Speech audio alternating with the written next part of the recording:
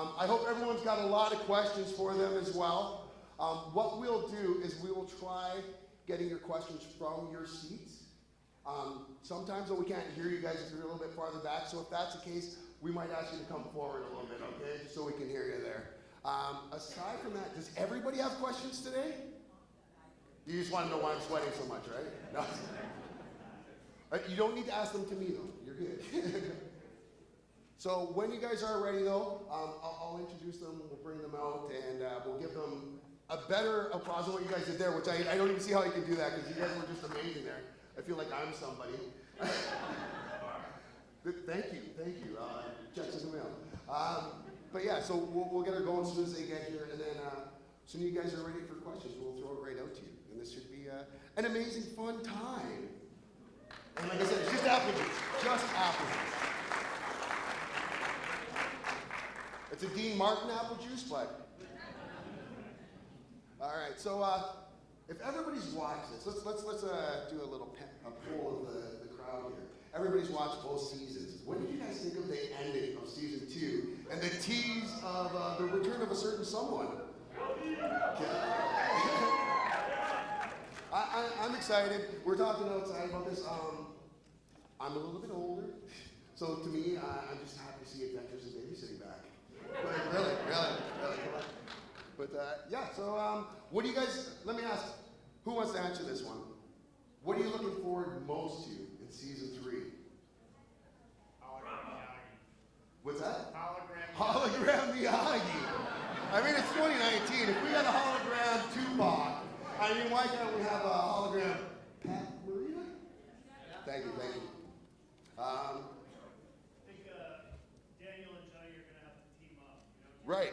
Are you guys looking forward to Johnny joining the Miyagi dojo? Will that change everybody from Cobra Kai, all you followers of Cobra Kai here, onto Miyagi-Do? No. Cobra Kai never dies. That's right. You listen to Kylo Ren. He knows.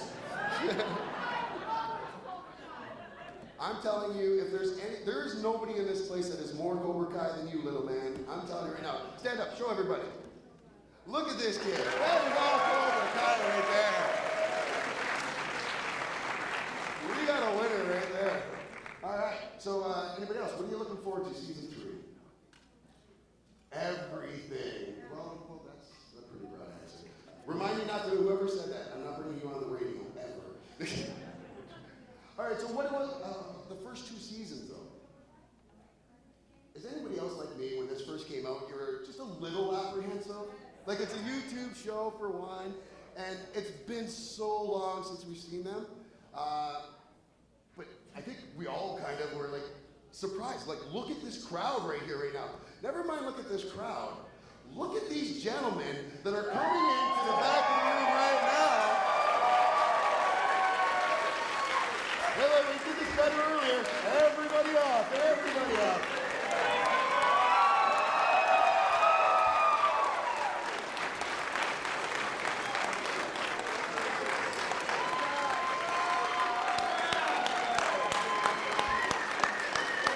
Stands on this side, brother. Good idea. There we go. Look at that. What's up, everybody? Fear does not exist in this dojo. It does not. How cool is this right now? We're here with the real Karate Kid. Where? There.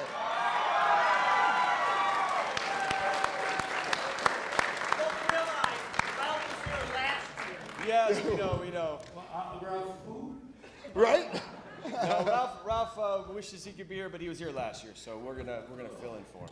And that is not a bad thing at all. Before you guys got in here, I was talking to the crowd a bit about this series and how it took off.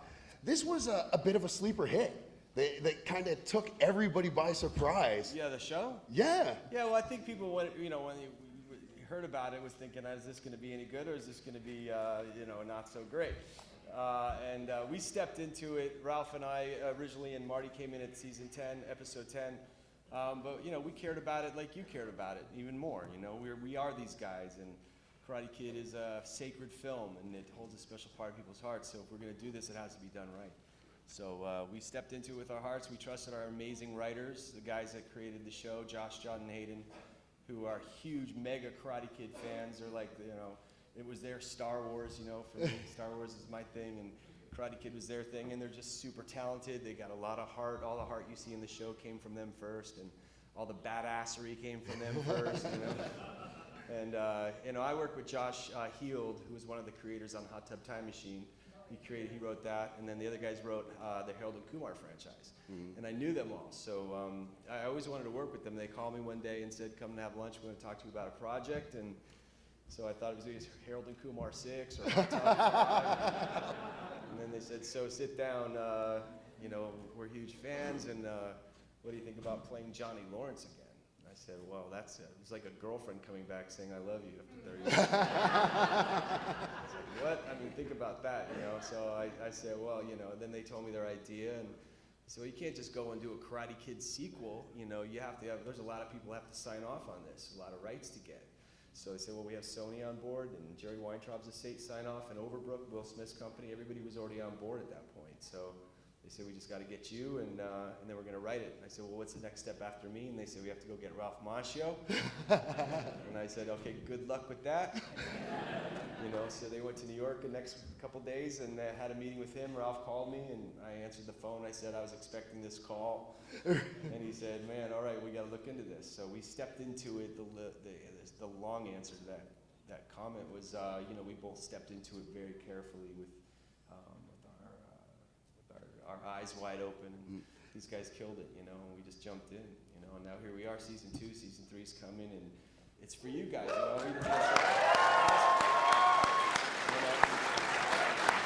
guys are all the grown-up kids, so many adults in this room, you guys are like, in the movie theaters when they came out, it's unbelievable, and now your kids are here, and so we're like all a part of this together, so it's an honor, and we thank you. We wouldn't be here without you guys, so that's awesome.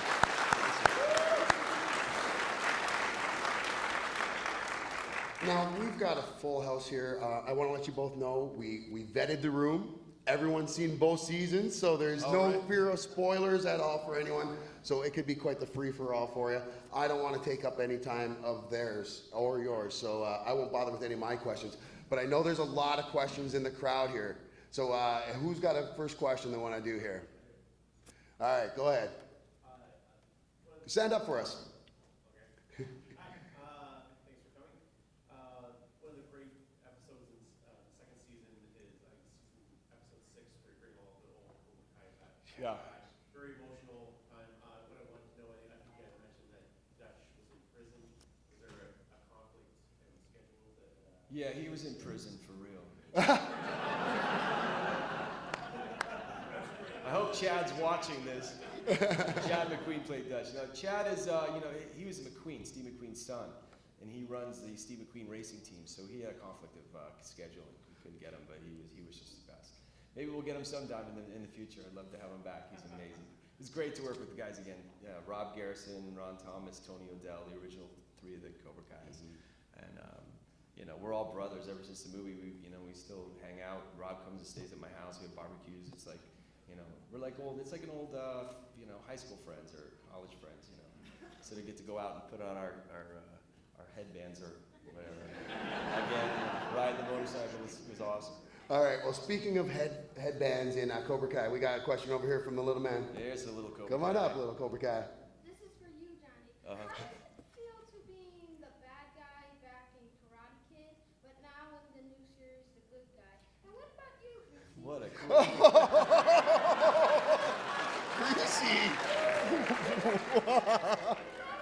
But what's your question for Greasy? Are you ever going to be the good guy in the Cobra Kai franchise? Now you have to understand that my character is not a bad guy.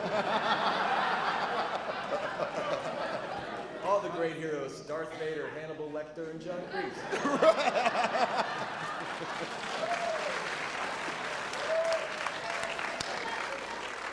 Now you have to understand. Let me finish. You have to understand that he just misunderstood. John Kreese just 2 things he loves in his life. two actually is Johnny Lawrence. Number one is Cobra Kai. So Johnny got a little mixed up with, you know, the integrity of Cobra Kai, and I needed to help him out. And just, you know, set him straight, because he does have the potential to be Cobra Kai, and of course he is the Karate Kid. So I knew that, and I just stepped in to help a little bit, but he's not a bad guy. Good question, brother. Good question. Can we switch the leg? Last year, the Daniel's son did the crane kick with me, so. Oh, he did? Yes. In the Can you swing the leg? I doubt he did a crane kick with you. You got the pose. Yeah. We'll sweep some legs after, okay? Not right now. But that's a great question. How old are you? 8. You got a good dad. Yeah, man. We got another one. Oh, right in the back there. Green, I'll come up to you guys. What do you got, brother? Come on up.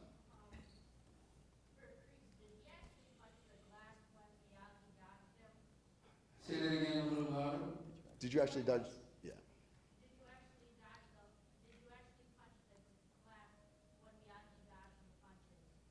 In the car when you put your hand through the window. Oh. Did you actually hit the glass? Oh, yes, right, yeah.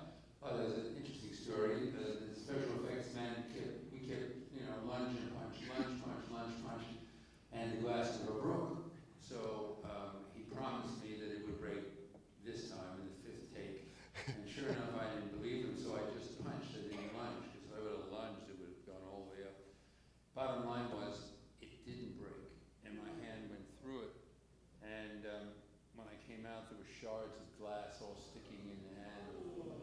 And they taped me up, and we did it one more time, and swore it would break, because it's supposed to shatter an inch before you reach it. And the special effect of gunpowder lining the bottom of the door, of the top of the door, bottom of the glass. And bottom line is, it didn't. Even after I was taped up with new skin and all. So I turned to the director and I said to John Ellison, I said, you know, John, this is not the hand of Arnold in Terminator. And he says, okay, that's a wrap. So we used that scene whenever you watch the movie. Going in is real. It's real flesh. Coming out, we shot the next day, and all the blood is not my blood, thank God. And, you know, it's one of those things that just happens. It was the only time I really got hurt in the movie. Billy's gotten hurt a lot. That was the only time I got hurt, though. But it's a good question. Great question. All right, we got Johnny right up here. Johnny Skelton.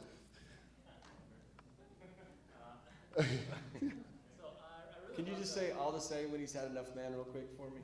What's that? All the same. Had enough, man. Thank you. Nailed it. Johnny Lawrence, everybody. We got a new stunt double. I love season 1 and 2, but one of the most surprising parts of it for me was when Johnny said that the crane kick was illegal, and I had no idea where that came from. And so I actually asked Ralph about it last year, and he said that the ref said in the movie that no kicks to the face. So I was another surprise. So I went back, watched the tournament numerous times, and I didn't hear anything about no kicks to the face. Ali says the rules at the beginning, and she didn't say anything about kicks to the face. And in fact, Johnny kicks a whole bunch of people in the face. That's right.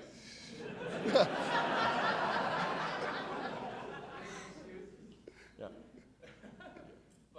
Dutch kicks Daniel in the face, Johnny kicks Daniel in the face. Yeah. It's fine if we kick in the face, but Daniel LaRusso was not allowed to kick in the face. So that's why Miguel could do the crane kick, and that was legal, but only Daniel couldn't do it. Yeah, there's a little gray area there, and that I think that the music was swelling so hard in the end of the Karate Kid, even though they missed the call. Yeah, Cobra Kai was always allowed. I mean, typically in the karate tournaments, it's no contact to the head, and especially and usually you have pads on, so there's a little bit of a creative license they had to let us go with no pads, but in general, if you're doing point fighting in a karate tournament, it's light contact to the body and no contact to the head. That's just kind of an understood rule. I think they say it somewhere in there, I don't know, but true, there was plenty of punches, elbows, and all kinds of things that were equally as illegal, but none of them earned a trophy. So, there were points taken away and all that. So I think, there's definitely an argument that may have been. I don't think anybody ever saw. I mean, first of all, that kick, the crane kick, wasn't a real kick. It is now. I think La Hoya Machida, in the UFC, actually made it legitimate and knocked someone out with it. Before that, it was a make-believe kick. So no one ever saw it. They probably didn't know what happened. Yeah, good question. I'm sure. Ralph would say it's. Did he say it was illegal, or did he not answer that? He said it was illegal because the ref said no picture. Yes, right. So he knows. He knows what he did. Yeah. Awesome. Thanks, Johnny. Great question. All right, I'll get you real quick. Come on up. Yep. So the original Karate Kid movies were really about, standing up, power of standing up to a bully.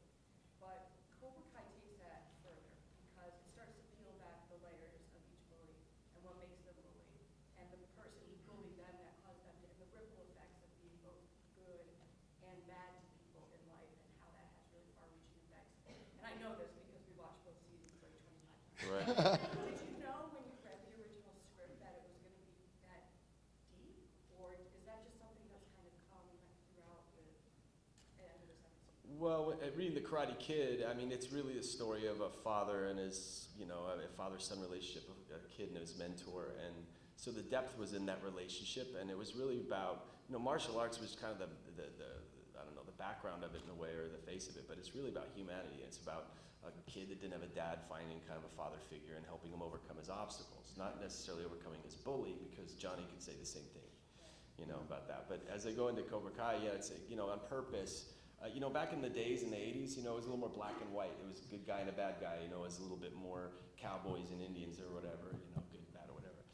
Today, it's a lot more gray, areas of gray, and so it's great to peel back the layers of the characters and see really, nobody's really all good and nobody's all bad. Like Kreese, what Marty said about Kreese is amazing, and what I love about the show is that each of us have our own perspective. If Rav was here, he would argue his perspective with his whole heart. And it's all the truth, so he doesn't see himself even as a bully. And in a way, he's right, because the principles of no mercy, there's a reason for that. And because no mercy was shown, what happened at the end of season 2. So there's really, it's kind of a little bit about all of us, we all have our own points of view in the world, and it's kind of good to find a common ground. And are we going to learn a little bit more about Kreese? I believe we're going to learn a lot more about Kreese.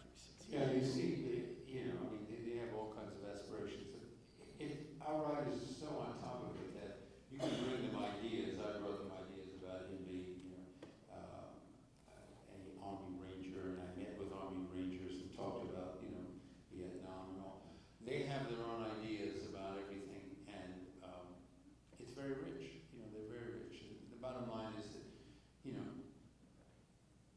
my interpretation of Cobra Kai of karate, has always been the offensive sport, while Miyagi treated it as a defensive art. So it's like Billy says, it's like your interpretation of Cobra Kai, your interpretation of karate. And the bottom line is, Kreese is a little darker, but it's still pure. It's not a violation of any kind. He is a pure character. I want Billy to be as pure.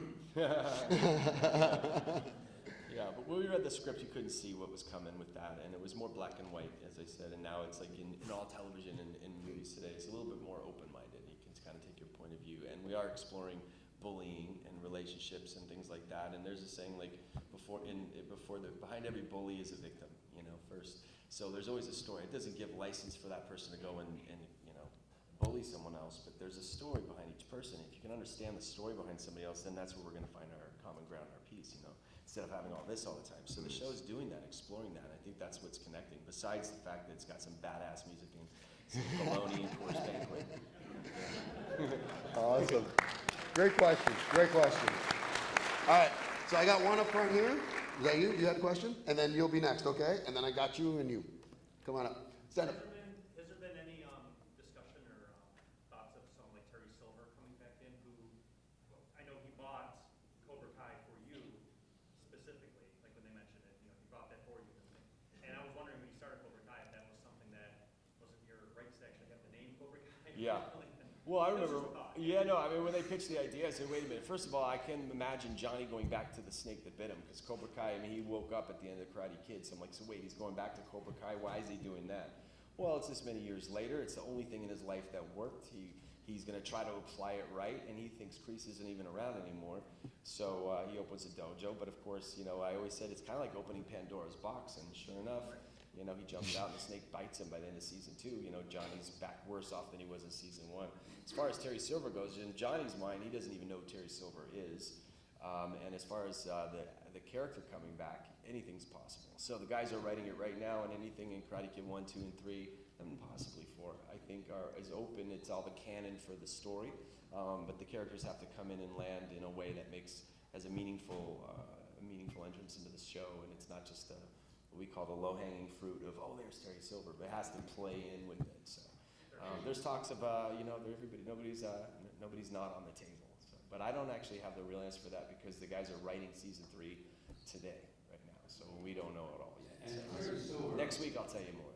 Terry Silver was an invention because I couldn't do Karate Kid 3. I got a TV series called Hard Time on Planet Earth. So all of Terry Silver, everything he did in 3 was originally written for John Kreese. So there was no Terry Silver. And whether he'll be back or not, we don't know because basically we give them notes and they throw them in the trash. So yeah, we have no idea what's coming up. But yes, as Billy said, there are characters that, you know, I watched Deadwood and they brought all those old characters back 13, 14 years later. And it was fascinating. And that's what we did. We had this phenomenon where we found in all these panels that people love the initial Karate Kid 1 movie because it triggered either they were bullied as a kid, or they had a romance that didn't work, or they were a fish out of water where they moved around a lot. And everybody identified with the writing of Robert Kamen, you know. So we now have 3 writers that are as brilliant as Robert, you know. And so to answer your question, there's all kinds of alternatives that can pop up, and it moves everybody. Whatever decision's made, everybody's into it. You know? All right, great question, great question. You had one there, go ahead. Hey guys. First of all, we both started drinking Coors Banquet just because of the show alone, so product placement is everything. Right. It's really just a Enjoy the apple juice. I love the apple juice as well. You guys both look awesome. Did either of you have a martial arts background before the movies at all, or how did that come about? How easy, how difficult was that? Yeah, I was on the beginning end of all the wave of all the karate that happened in the States because I didn't know any karate. I was a wrestler in high school, so I was very limber and I was kind of athletic. But when I read the script, I thought, you know, he's a black belt tournament champion and he's a motorcycle gang leader. I didn't ride a motorcycle, I didn't know a lick of karate. I'm like, there's a chance that this are happening. The last thing I did was a milk commercial, so I don't think they're gonna see me as Johnny Lawrence in this thing. But then I read the ending of the script and saw when he handed him the trophy and he didn't want to sweep the leg. And I'm like, oh, so he's not all bad. But I didn't know any karate for it. We were trained for it by an amazing master, Pat Johnson, who's a legend, and he trained us really hard. We had a month of training before the film, and then every single day, 4 or 5 hours a day, 5 days a week, as much as we could when we were filming, to do the final fight in the tournament. And then that stuck, and then I trained for a while after that, and then did a couple of the martial art movies. Marty and I did a couple together, Shoot Fighter, some real, if you're into that. And then on and off, and I had a couple kids. They're in karate, so I started getting back into it. And then Cobra Kai rolled around, and now I'm back. Yeah. It's great if you're in martial arts. If you're not, kids, it's the greatest thing. It's a great discipline. It's great for everything. It translates in every area of your life. And you learn karate not to fight. Ever since I know karate, I've never had a problem. You know, before that, I had a lot of problems. No, I'm just kidding. That's not true. I was actually training for another movie. It was a book called The Lion of Ireland, which was a book by Morgan Llewellyn about the Vikings taking over raiding on the Irish coast. And we were training with a karate foundation, but we were training in kendo. And we were working for about a month, 2 months to prep this movie. And then it got canceled. A month later, I got Karate Kid. So I had a foundation, but Pat Johnson worked with us all separately. He trained me separately, and then Billy and the Cobra Kai separately, and Miyagi and Ralph separately. So we had a great mystique going on, you know. He's the referee in the Karate Kid, the mustache. If you don't know who Pat Johnson is, he's the guy in the center of it all. So he was there kind of making sure we didn't hit each other, really. You didn't pull no Jean-Claude Van Damme's Yeah, right, there. right, exactly. Right. He was actually Chuck Norris's partner in the tournament scene around the world Yeah. in the 60s. He was undefeated. He was like, they call him the living tree trunk. He was just a rock. And before Marty was cast, by the way, he was acting as John Kreese. So when he trained me, he would train me in character of John Kreese. And there's some stuff you could see on YouTube of that, where Pat Johnson is in the dojo barking, and so he trained me with, he put the impression. I really give Pat Johnson almost all the credit for Johnny Lawrence, because he broke me down and built me up and taught me to think like a fighter and look like a fighter and think like one. And I don't know, I would have been completely clueless without him, really. So he gets all the credit. He's a legend. He's awesome. Awesome. Absolutely. He influenced everything. I took, putting my hands in the belt, and occasionally I watched him Right. do this, and I took his ki ites from him. That was his ki. He was very influential for all of us. If I turn around, if I turn my back on him, he would literally sweep me to the ground. He was like, I'm going to teach you two ways. One is Pat Johnson, and one is Sensei Kreese. And sometimes I get Sensei Kreese. Awesome. So we got one right back there. Go ahead, stand up. I just want to know, you guys, it's been a long time since the original Karate Kid. Was it hard to kind I'm of... sorry, what? But was it hard to kind of get back to that mindset, that feeling that you had when you played Johnny, when you played Kreese, or was it kind of like putting on a good old comfortable pair of shoes? You know what I mean? Like, did you feel it right away, or did you kind of have to... It's crazy, first of all. Yeah. All these years later, I'm going back to play the same character, but... Or was it more fresh, because it was a totally new, fresh idea? It was both. It was like getting in the shoes that felt comfortable. It was also a lot of life that's happened since Karate Kid to now. So it's not like we went back to do a sequel from that day. So Johnny, in many ways, just like we all are, you're different than you were in high school. You're not the same person. So Johnny's not the same person. He's grown, he's evolved. Maybe he's degenerated a little bit. He's gone backwards. He's stuck in the past. He's a bit of a fossil. But all that stuff is super fun. Is that why you decision to go back, though, because it wasn't going to just be like... Yeah, for sure. Yeah, you couldn't go. Yeah, it had to be that. I told him, I said, listen, if you're going to just make him set up to go down again, I don't want anything to do with it. I don't want to double down on his jerkness. Huh? Was it the same with you, Mark? Like, did you feel like, do I really need to go back and do this again? Or can I add something more to the mythology? Or... Well, when they came to me after Ralph and Billy had signed on, they said, we're bringing you back in episode 10, season 1, and you're going to set up season 2. And I said, why can't I come in on episode 5 or 6? And set up the ending. And then they explained why, blah, blah, blah. But bottom line was, I said, I really would like to, just as Billy said, I wanted to play this character more interestingly than a stoic bad guy, than a one-dimensional tough guy, as in Karate Kid 1, 2, and 3. And they said they'd write some vulnerability and they'd write some versatility to the character, and they did. I mean, my favorite scenes are when I come back with the trophy in episode 1, season 2.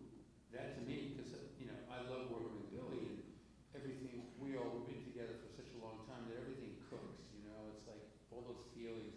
We're different actors than we were back in '83, and so you've got so much more to work from. And emotionally, we get in that scene in the shelter where I'm sitting with him and I tell him how tough it's been for 30 years. And we were in tears doing that, And you don't see John Kreese in tears. You don't think of him in tears. But these cats, they wrote it, And so they fulfilled all the things they said they were going to do. And I was very satisfied. Awesome. Thank you very much. Definitely. Okay, I know I had you in the back there. So during the white snake scenes where you were dancing with the woman, Yes. you were able to keep a straight face. Oh, yeah, you got to see the outtakes of that. I got to post that sometime. I have all that footage. It's funny. And thank you for bringing Coors Banquet. Yes. Are you enjoying it? Yeah. Really, it's just the whole show is just a big commercial for Coors Banquet. Right. Coors is behind this whole thing. Product placement is And key. Coors get a lot of free press from this. I'll tell you that. And for the real man behind Rambo 2 and the man who made the tank named Lazy. Is there any Wow. chance in the next season you might find love? Will Kreese find love? That would help everything, actually. He needs a girlfriend, man. I'm afraid though. What kind of woman would you go after though? I have a snake collection in my house. No, He needs romance. That'd be awesome. That was something I did ask for. I said, don't discount to the writers, which doesn't mean anything. I said, don't discount a love affair. They would nod their head. I mean, we come up with these great ideas, and we never know they're going to use. I thought of how Cobra Kai got its name, and they took that into consideration because, we don't really know, but I think it would be wonderful if he found a woman. I cannot imagine. So now we know why she's coming back now. Right. What kind of woman he would find? Oh, she'd be a buster. Oh yeah. Or she could be She'd very own. spiritual. She'd be dominant. She'd own you and be awesome. I hear Roseanne's available right now. Hips at night. I don't know what. Oh I yeah. don't know what. Where's Sensei? Thanks a lot. Great question. Okay, you got you. Wait, get you in the back and then you next. Okay? Yes. Stand up. I have a question. With Pat obviously not being able to be part of this, and obviously if he was part of it, I don't think it would work because of the way that Ralph's whole character is really off base with where he thinks in life. But I'm just wondering, what's your favorite Pat memory ever on set? Oh. Pat Marina memory ever? Yeah. He was awesome. I mean, it was obviously again my first film. I met him the day in the back lot of Columbia Pictures, walking with Ralph and Pat to a training session, and I said to him, I loved him on Happy Days. I was a huge fan, and I said, if you see anything I could do different or better or whatever, please tell me. Like, let me know. And so instantly he became Uncle Pat to me, and I became BZ, and he was, hey, Uncle Patty, BZ, And it was the whole thing was fun because we'd take us out to dinners and we just got bonded. But it was the fence fight scene where Johnny is beating up Daniel at the fence, and it was we did that for a long time. We shot that for a week at least to get it right.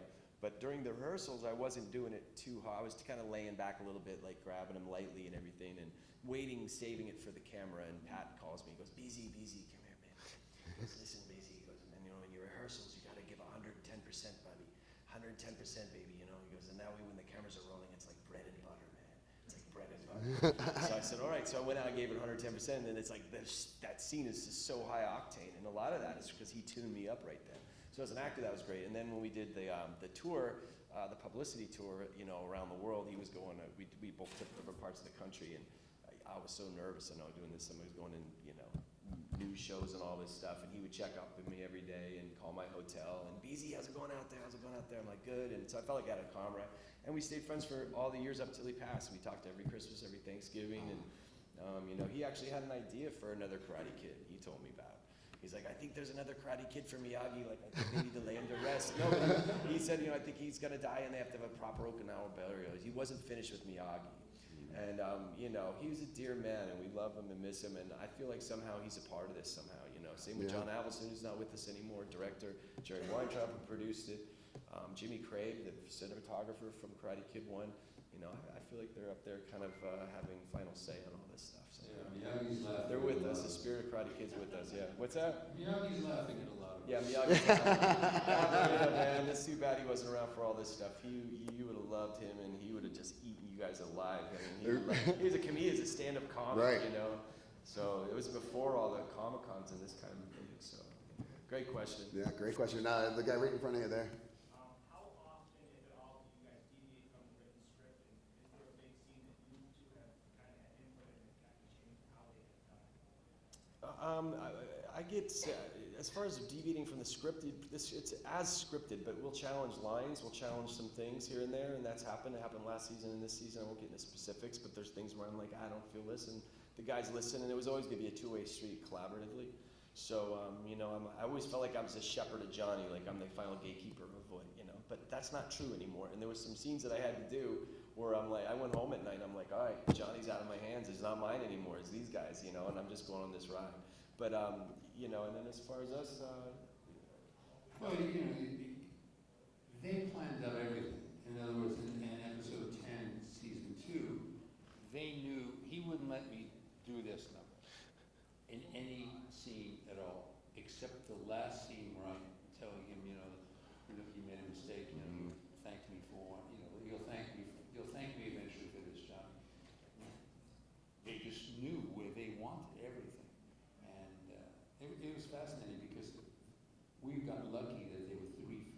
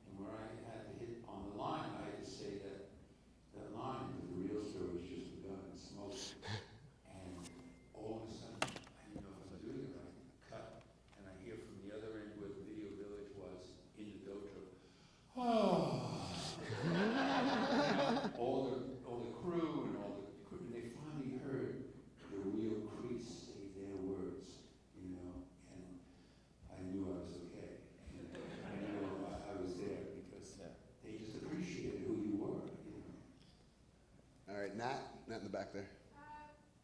For both of you, out of the 3 movies, what was your favorite scene? Out of the 3 movies, Yeah, what's your favorite scene? my favorite scene is my first scene in the movie of Karate Kid 1 when I come up on the motorcycle. That's just because it was the first shot. Hey, all right, you guys like that too? That was my first scene ever in any movie. So that just driving up on the motorcycle. That was the first day of shooting the film. That was my first day acting in any film. I'll remember that moment for the rest of my life. So that would be it. And the other one was when I did the spinning press and kicked it to Ralph on the fence. Just kidding, Ralph. I know you're watching this. No, but we watched that very scene. Ralph and I were doing a convention somewhere, and Billy wasn't there, and we were watching it. They screened, I think it was in Philly or New York or something, where they screened the movie, and then we were behind the screen watching the movie in reverse, the final scene. And both, it was so rich, even that we had seen it 20 times.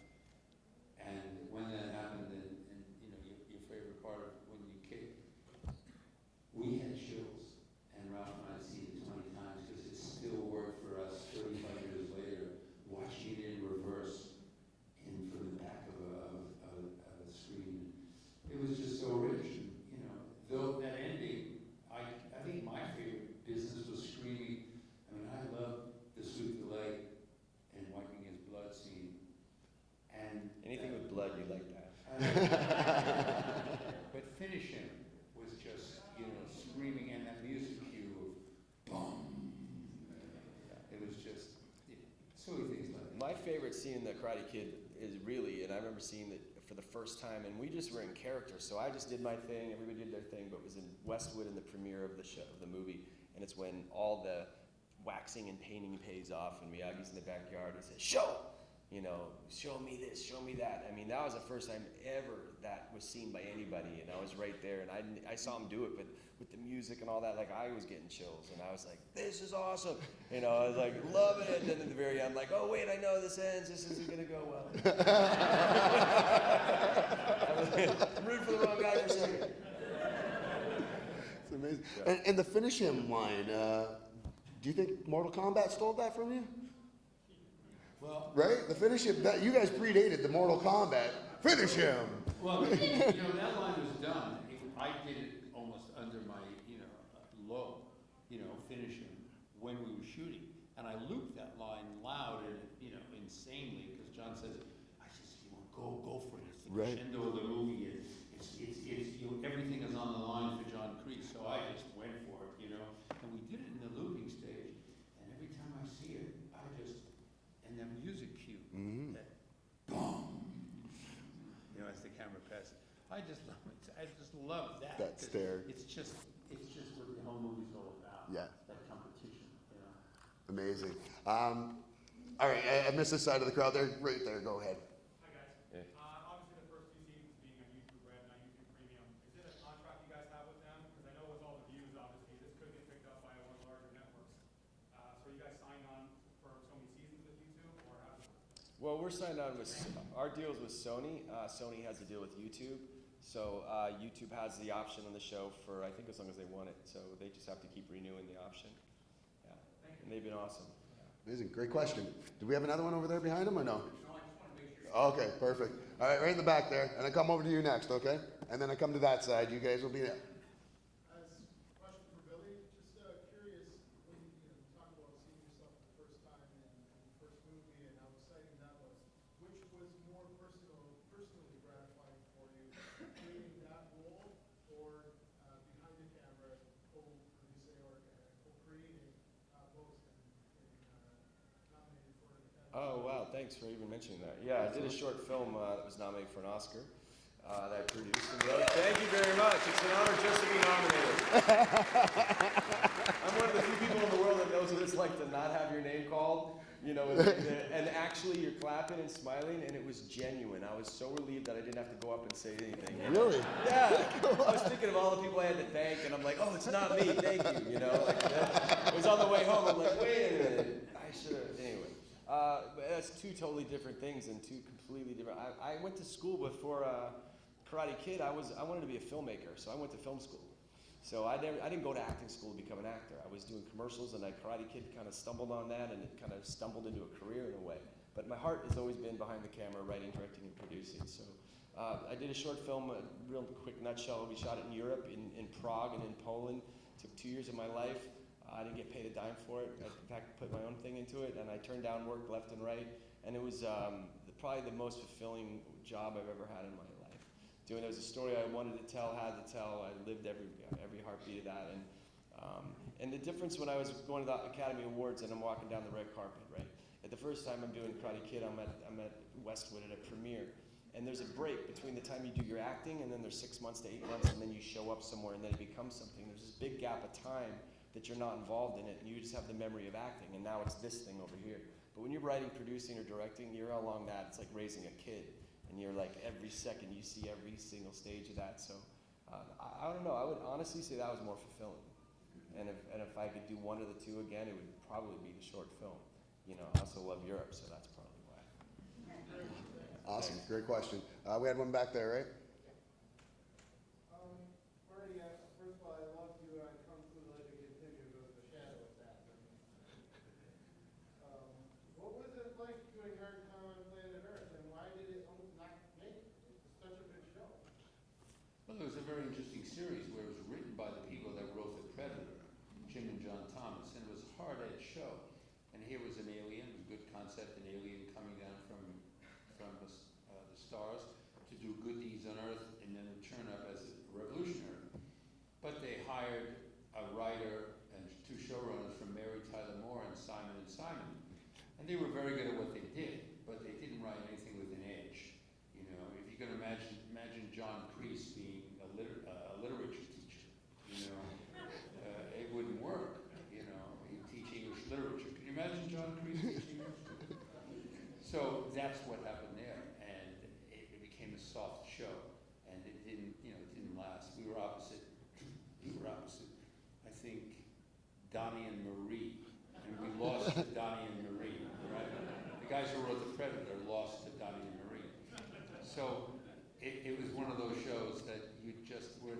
At that time of my career, it was right after Cagney and Lacey, right after Cagney and Lacey, and I was still kind of, letting things go and not really objecting to very much, and so that's why that failed, But I really enjoyed that. It was fun playing the good guy.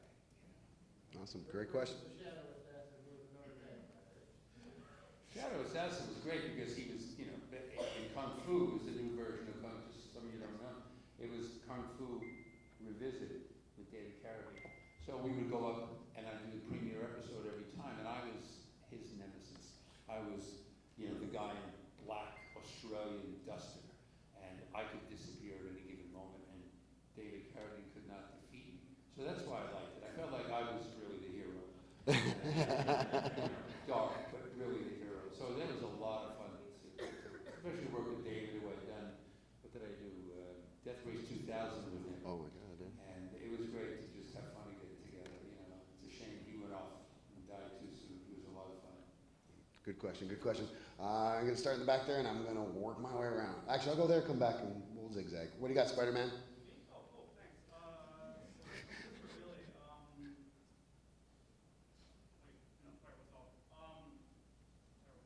how's it playing your father now, and also,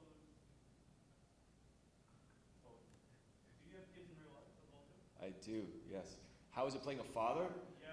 Well, That's Johnny. yeah, no, it's awesome. I mean, I have 2 kids. I have a 9 and a 5-year-old. I also have a godson who's 29 or 28. Oh, wow. Yeah.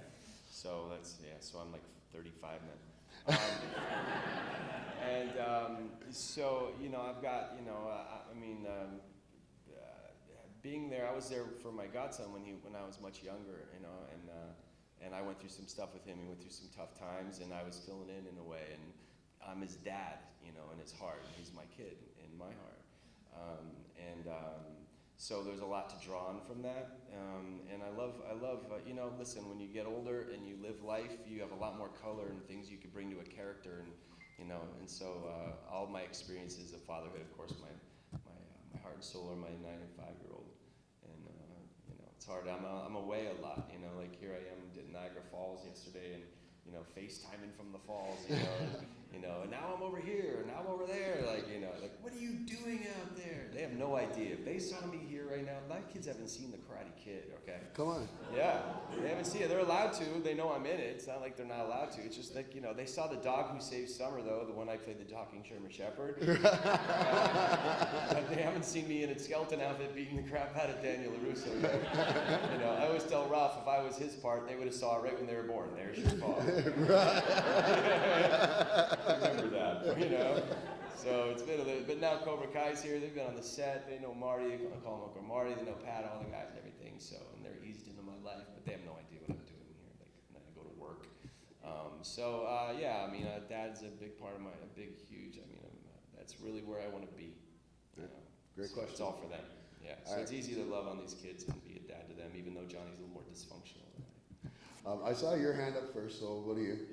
No, actually, the girl behind you, sorry. So, question for Billy. I know you did a couple episodes on How I Met Your Mother, and you played yourself, but when you're first introduced, you're dressed as a clown. Yeah. And then you have to fight with Ted to be Barney's best man at the wedding. Yeah. So, I was curious how, what influence that you had on that role compared to what the writers were telling you, and if you think the whole premise of that was that Barney is like, he's the real Karate Kid, Yeah. that kind of influenced the Cobra Kai. Wow. Yeah, all the above. I don't know if it influenced Cobra Kai, but I think it was one of there's many things that fell in place to make Cobra Kai come to fruition. And one was a music video I did back in A Whale, Sweep the Leg, and Ralph did a funny video called Wax On, Bleep Off, and Marty did an episode of Goldberg's. I did this. It was kind of like all these pieces of the puzzle. It was like pop culture was kind of still not done with us somehow in that way, when they called me for How I Met Your Mother, they just called me up. I knew Barney Stinson was a fan of Johnny Lawrence's, and they said, would you like to be on the show? I said yes before I even read the script. They sent me the script, and I'm a clown. There's no dialogue. I'm like, this is he can't even see my face, the whole way through. And then at the end is if you haven't seen the show, but it's Barney's bachelor party, and he wants the Karate Kid there. And so Ted and all his buddies get Ralph Macchio. Ralph Macchio shows up. No, that's not the Karate Kid. William Zapka's the Karate Kid. And and then a clown shows up. And then we're all having a fun night at the town. At the end of the show, he says, "Well, you did a great bachelor party, but you didn't get the real Karate Kid." And then the clown says, "I couldn't agree with you more." And off comes the nose, and off comes the wig, and then there's the headband, and it's me, and that was the ending. And that was all it was supposed to be, really, in the whole bit show. And that turned into more. The response to that show was so great that they wrote me a character as myself in season 9, and I had no input on it, and I taught myself a good lesson. When you're working with those caliber people, that caliber writers and directors and actors, you just say what they write, you know what I mean? It's like, I'm not gonna come in there and be like, I have an idea, for a show that's like 8 years super hit on the TV. So I went in, and they were great, and they wrote a really funny bit for me. I know this, that one of the creators, Craig Thomas and Carter Bays, Craig told me at the rap party, he said that he had a dream somewhere in season 2 or 3 of How I Met Your Mother that he had to wake up and write it, I think, and it was that Barney Stinson saw Johnny Lawrence as the real Karate Kid, and he scribbled that down, and he said it helped him understand the character of Barney Stinson. And that was way back in the beginning, and so they adhered to and alluded to Johnny all the way through up to my entrance.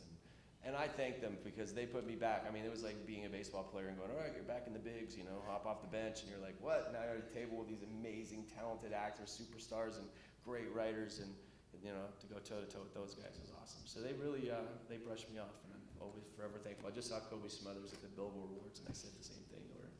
I was thanking for that, so there you go. Awesome. Great Canadian Colby Smothers. Yes, that's right. All right, right in the back there with the mask. I don't know what that, Legion of Doom? All right. The remake with Jaden Smith, clearly it isn't karate. It's completely come through. They admit that it's come through. Do you guys think that it even deserves the name Karate? What are you talking about? The Jaden. Got me. They did a remake? No, that's not a diss to that. Listen, we were at the premiere to that movie, and both Marty and I, we sat behind the guys that played the version of us, you know, it was a good movie, and you know, I don't think it's become a classic in 30 years from now, but it served that generation. I'll tell you a really funny story though, and it's funny that we're working with Overbrook, but at the after party, we went to the after party, there was Will and Jaden, and Will had just, oh, Jaden, I want you to meet, you know, Billy Zappa played Johnny, and hey, how you doing? And he goes, I just want you to know, Will's like, I just want you to know, you know, we're just paying homage to the Karate Kid, you know, we're not trying to disrespect him or anything. I said, I know, I get it. I said, I'm doing the same thing with the Fresh Prince of Bel-Air. I said, it's just me, it's in the valley, I go, it's just an homage. He's a great guy, what a heart.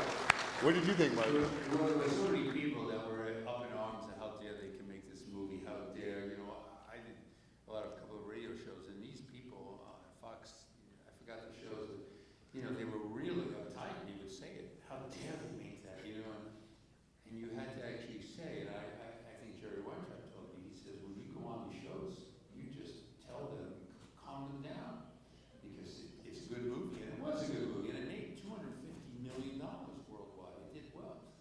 But the bottom line, it did not compete with Karate Kid 1. It just paid homage to it. And Will Smith was very conscious as he approached you, he approached me, and he said, did we do your character justice? Yeah, I mean, the guy says no mercy. It's translated on the bottom, no mercy. He says it in Chinese. And you and I, we cracked up. Billy sitting behind me, and I turned around, and you put your hand on my shoulder as he said no mercy. And It was just weird to see what you did. First of all, to find out that making a remake of something you're in is a horrifying feeling, you know what I mean? Right. It's like you're old enough to be in something that's being remade. It's like it's being made again. Like, you know, you're like, what? Yeah, but we watched it. Yeah, sure, we were watching it. We didn't read the script, so yeah, when he said no mercy in Chinese, it was that. I mean, it was just like, wait, this is too It's too meta. yeah, but it did. It paid homage to the film, and it actually put a hunger, I think, in it. It actually did a service to Karate Kid because it got people talking about it again and saying, oh, you got to see the original too, you know, to your kids. You know, oh, you got to see this one.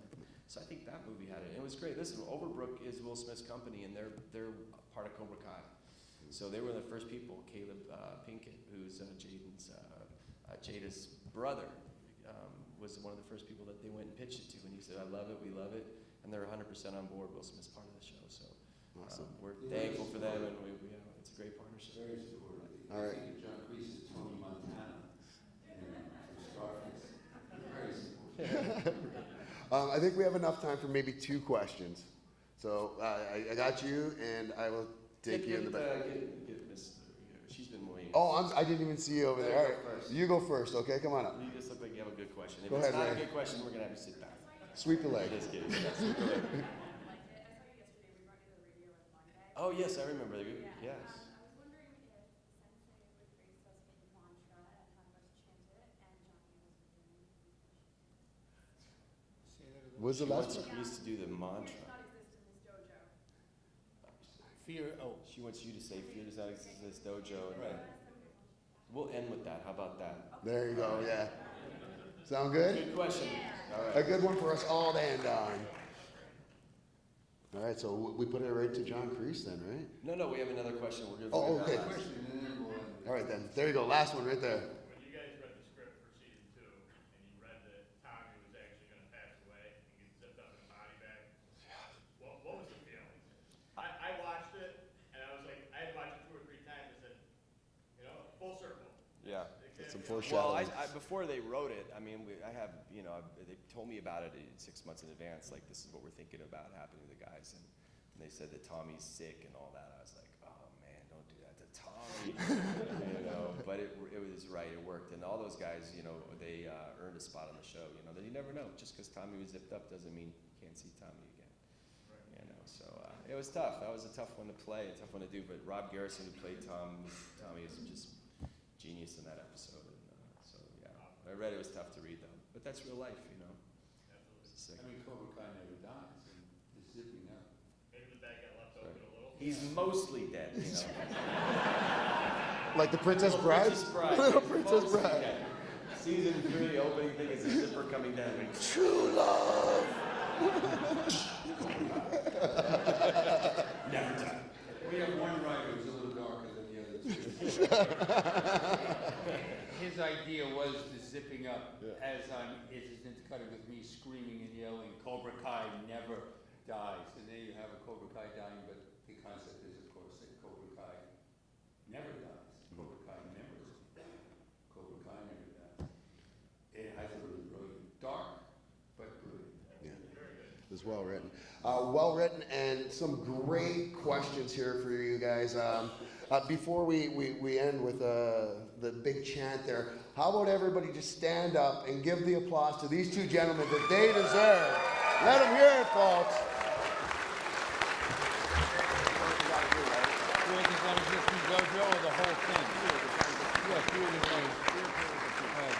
All right, is everybody ready? Is everybody ready for this one? We put it to the master. Fear does not exist in this dojo, does it? No, sensei! Pain does not exist in this dojo, does it? No, sensei! Defeat! Thank you.